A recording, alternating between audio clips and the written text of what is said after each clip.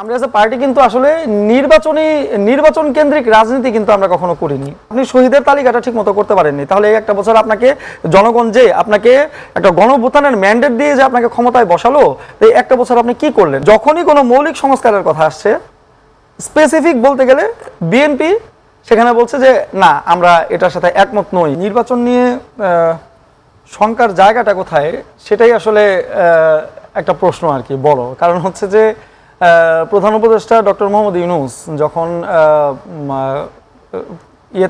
দায়িত্বে আসার পর থেকেই তিনি বলে আসছেন যে 2026 সালের জুন মাসের মধ্যে নির্বাচন হবে। তারপর তিনি এটা সময়টা গড়িয়ে আস্তে আস্তে ফেব্রুয়ারিতে এসে ঠেকলো।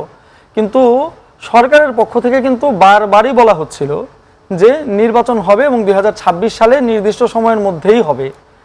তো একটি দল বিএনপি তারা নানান সময়ে শঙ্কা প্রকাশ করেছেন, নানান সময় বিভিন্ন প্রশ্ন তুলেছেন, নানান সময় বিভিন্ন জায়গায় কিছু জায়গায় সহযোগিতা করেছেন, কিছু জায়গায় অসহযোগিতা করেছেন।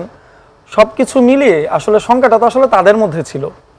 ফলে আমরা এজ এ পার্টি এনসিপির পক্ষ থেকেও কিন্তু আমরা বারবার বলে আসছি যে আমরা এজ এ পার্টি কিন্তু আসলে নির্বাচন কেন্দ্রিক রাজনীতি কিন্তু আমরা কখনো করিনি।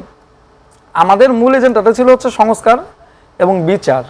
যেই বিচারের মধ্য দিয়ে এই যে 2000 শহীদ হলেন, 2000 মানুষ শহীদ হলেন, অর্ধলক্ষ মানুষ যারা নাকি আহত হলেন, তাদের এই আহত হওয়ার যে বিচারটা, সেই বিচারটা যেন হয়, প্রপারলি হয় এবং ডিউ টাইমে যাতে হয়, এবং সেটা এবং রাষ্ট্রের যেই পুরনো বন্দোবস্তের যেই সিস্টেমটা, এইটাকে যেন ঢেলে সাজানো হয়।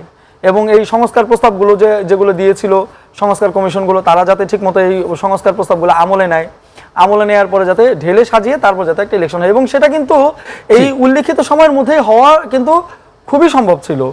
এখন মোহাম্মদ মুরসালিন, যে আপনি বলছিলেন যে নির্বাচন সংস্কার এবং বিচার প্রক্রিয়া এবং নতুন বন্দোবস্তের যে কথাটি আমরা 5 আগস্টের পর থেকে আপনাদের মুখেই বেশি শুনেছি, যদি আপনার মেন স্টেক হোল্ডার হিসেবে আমরা ধরি আপনাদেরকে, তাহলে এই 1 বছর পরে এসে কি দাঁড়ালো তাহলে বিষয়টা? এই 1 বছর পরে এসে কিন্তু কিছু শঙ্কার বিষয় রয়ে যায়।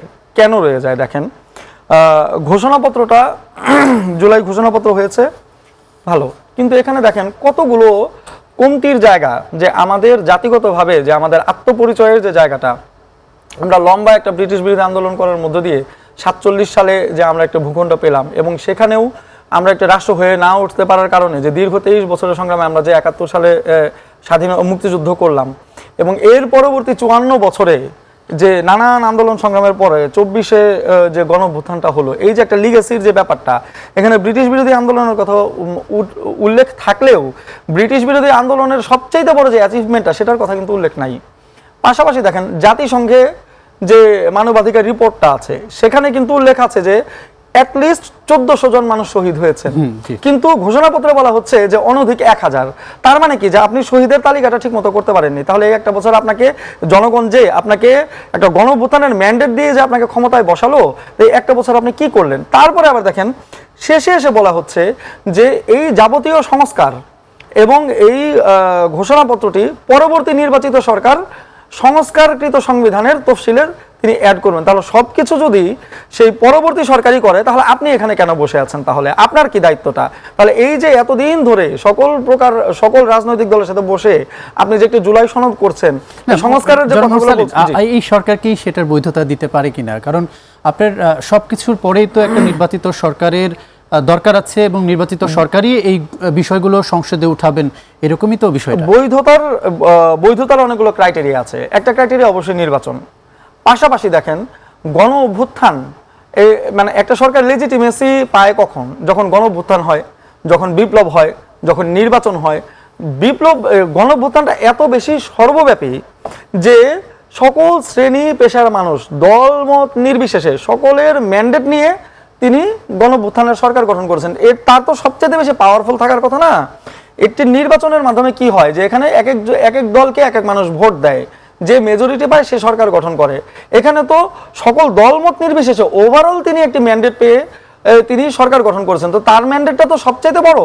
এছাড়া ধরেন সে গণভোট দিতে পারতেন, গণপরিষদ নির্বাচন দিতে পারতেন। তো এই জায়গায় লেজিটিমেসি বলতে যে শুধুমাত্র একটি নির্বাচিত সরকারের মাধ্যমেই হতে হবে, হ্যাঁ নির্বাচন দেন, আপনি গণপরিষদ নির্বাচন দেন, কারণ জনগণ তো চেয়েছে যে এই স্বৈরাচারী সংবিধানটাকে বাদ দিতে। না, এই যে গণপরিষদ নির্বাচনের কথা বললেন, এই যে বিষয়গুলো, এই সংস্কার কমিটির যে ঐকমত্য কমিশন ছিল, সেখানে তো এই বিষয়গুলো আলোচনা হয়েছে, কিন্তু এই বিষয়গুলো নিয়ে তো ঐকমত্য আসেনি, সুরা হয়নি, কোনো সুরা হয়নি। তারপরে কেন নতুন করে আবার আপনারা হয়নি বলতে কি যে দেখেন আপনি কি করবেন তাহলে এই বিষয়গুলো যদি না হয়নি বলতে কি দেখেন, একটি যখনই কোনো মৌলিক সংস্কারের কথা আসছে, স্পেসিফিক বলতে গেলে বিএনপি সেখানে বলছে যে না আমরা এটার সাথে একমত নই। কিন্তু যখন আপনি একটা দেশের পলিসি মেকিং এর কথা বলবেন, যখন একটি দেশের নীতি নির্ধারণের কথা বলবেন, ওই সময় তো আপনাকে মেজরিটিতে দেখতে হবে।